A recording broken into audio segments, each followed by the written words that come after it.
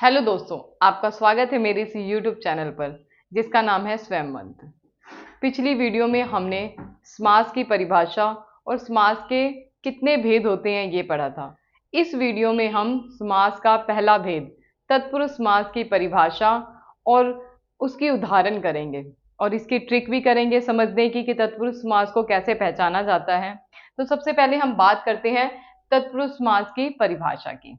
जिस समास में पूर्व पद गौण और उत्तर पद प्रधान हो उसे तत्पुरुष समास कहते हैं।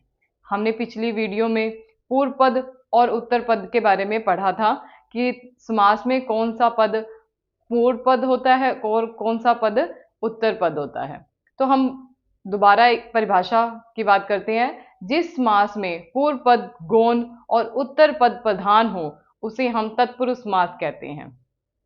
अब देखिए, तत्पुरुष समास के 6 भेद होते हैं। अब आपने ये याद रखना है कि सबसे पहले हमने बात की थी समास की परिभाषा की और उसके बाद हमने बात की थी समास के 6 भेद होते हैं।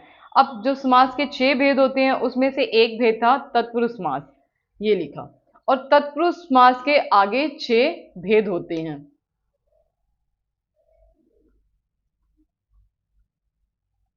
तत्पुरुष समास के आगे 6 भेद होते हैं।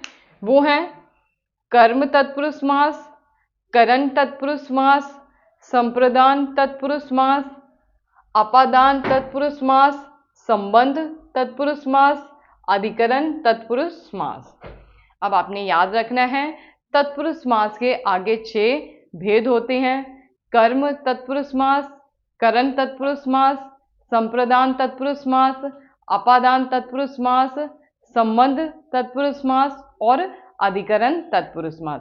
अब सिंपल सी बात है इन 6 भेदों को याद करने की ट्रिक।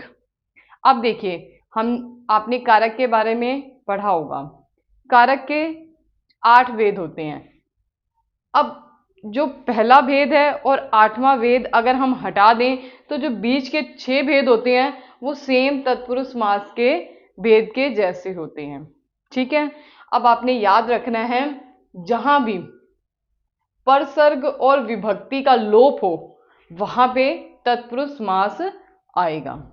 जहां पे परसर्ग और विभक्ति का लोप हो वहां पे तत्पुरुष समास आएगा। जैसे एक उदाहरण से करते हैं, मतदाता।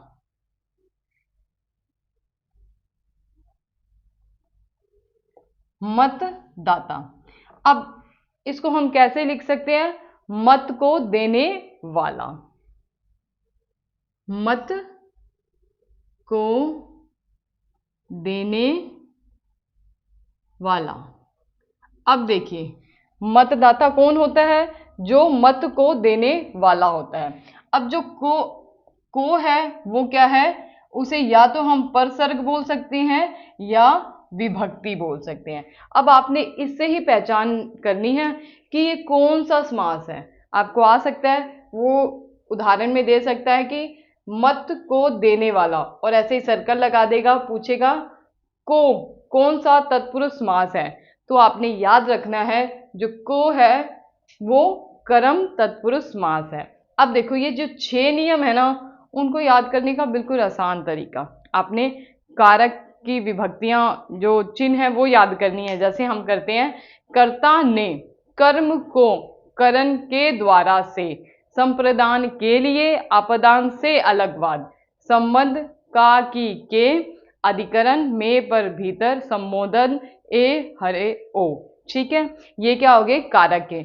अब आपने कर्ता और संबोधन जो पहला है और 8वां है उस भेद को हटा देना है, तो बाकी जो भेद हैं वो ऐसे ही हैं। तो आपने इसको एक निमोनिक से याद रखना है। जैसे आपने एक राइम बना लेनी है, कर्ता को करण के द्वारा से, संप्रदान के लिए अपदान से अलगवाद, संबंध का के की, अधिकरण में पर भीतर। अब आपने याद रखना है, देखो यहां पे भी स है और यहां पे भी से, यहां पे भी से और यहां पे भी से। ये दोनों क्या है? एक जैसी हैं, लेकिन इनमें अंतर है। अब आपने याद रखना है यहाँ पे लिखा हुआ है अलगवाद। यहाँ पे उन उदाहरणों को शामिल किया जाएगा जिसमें मतलब किसी चीज को अलग करने की बात की जाती है, जैसे पेड़ से पत्ता टूटकर अलग हो रहा है, ठीक है। या हम एक उदाहरण की बात करते हैं, जैसे धनहीन।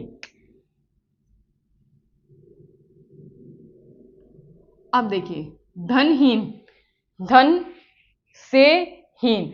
अब यहाँ पे सीधा पता चल रहा है धन से अलग हो रहा है, तो जहां पे अलग होने की बात हो वहां पे आएगा अपादान तत्पुरुष समास। तो ये तो हमने इसकी उदाहरण पढ़ी। हम बात करते हैं अब स्टार्टिंग से। कर्म को करण के द्वारा से संप्रदान के लिए अपादान से अलगवाद संबंध का के की अधिकरण में पर भीतर। ये आपने एक राइम बना के याद कर लेना है इसे। अब हम इनकी उदाहरण से इनको समझते हैं। सबसे पहले हमने कर्म को समझ लिया, उसमें को विभक्ति चिन्ह लगता है जिसको हम परसर्ग भी बोलते हैं। जैसे मतदाता, मत को देने वाला, को क्या है कर्म, तो हम पहचान लेंगे ये है तत्पुरुष समास। अब उसके बाद हम बात करते हैं करण। इसकी है जन्म जात, इसकी उदाहरण है जन्म जात। अब देखिए अब ये क्या आएगा, जन्म से उत्पन्न, जन्म से उत्पन्न। अब देखिए यहाँ पे अलग होने की बात नहीं आ रही है, यहाँ पे जुड़ने की बात आ रही है। जन्म से जब अलग होने की बात आएगी वहां पे अपादान तत्पुरुष समास होगा, और जहां पे जुड़ने की बात आएगी वहां पे कारण तत्पुरुष समास होगा। अब जन्म जात, जन्म से उत्पन्न, तो से क्या है यहाँ पे, से करण तत्पुरुष समास का एक उदाहरण है। और पहचानने का तरीका ये है तत्पुरुष समास को कि वहां पे परसर्ग और विभक्ति का क्या होगा, लोप होगा। अब हम बात करते हैं संप्रदान, संप्रदान तत्पुरुष समास की। जैसे हथ कड़ी, इसकी जो उदाहरण है हथ कड़ी। अब हम इसको कैसे लिख सकते हैं, क्या आएगा इसका, हाथ के लिए कड़ी। वेरी गुड, हाथ के लिए कड़ी। तो के लिए यहाँ पे क्या है ये है संप्रदान तत्पुरुष समास। अपदान की हमने बात कर ली थी, जहां पे अलग होने की बात हो वहां पे अपदान तत्पुरुष समास होगा। जैसे धनहीन, धन से हीन। अब हम बात करते हैं संबंध तत्पुरुष समास की। इसकी उदाहरण है दिनचर्या, या हम बात कर लें दिनचर्या की, उसमें क्या आएगा,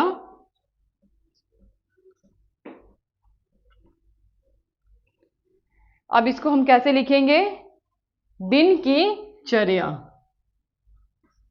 दिन की चर्या। अब देखो संबंध स्थापित कर रहे हैं ना, तो की क्या है, यहाँ पे का, की, के, कुछ भी आ जाए तो वहां पे क्या होगा, संबंध तत्पुरुष समास। तो यहां से हमें पता चल गया ये संबंध तत्पुरुष समास है। अब हम बात करते हैं अधिकरण की। अब इसमें है आत्मनिर्भर, इसकी उदाहरण है आत्मनिर्भर।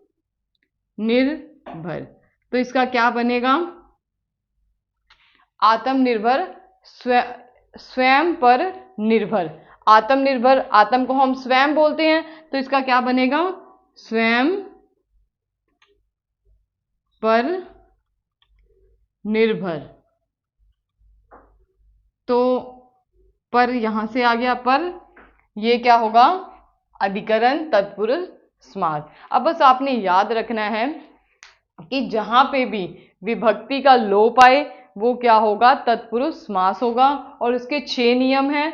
कर्म को करण के द्वारा से संप्रदान के लिए अपादान से अलगवाद संबंध का के की अधिकरण में पर भीतर। बस आपको ये याद रखना है और आपको तत्पुरुष समास आसानी से समझ आ जाएगा। अब ये बहुत ही महत्वपूर्ण है क्योंकि सबसे ज़्यादा कॉम्पिटिटिव एग्जाम में समास के जो पहला भेद है तत्पुरुष समास में से ही क्वेश्चन पूछे जाते हैं। मैं आशा करती हूँ आपको ये बहुत अच्छे से समझ आ गया होगा। तो मिलते हैं हम अगली वीडियो में। धन्यवाद।